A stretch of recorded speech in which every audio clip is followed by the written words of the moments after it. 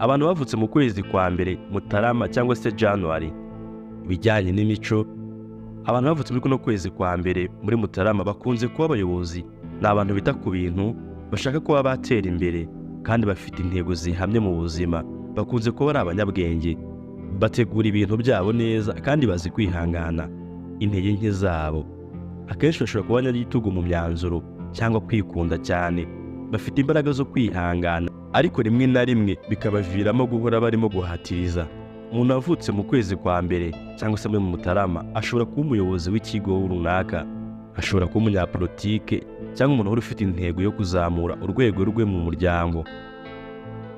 Naho umuntu wavutse mu kwezi kwa Gashyantare cyangwa se mu kwezi kwa kabiri, ni abantu b'imico myiza cyane, bafite umutima woroshye kandi bakunda gufasha. Bakunda ibitekerezo bishya kandi ni abantu b'imibereho yoroshye. Intege zabo rimwe na rimwe bashobora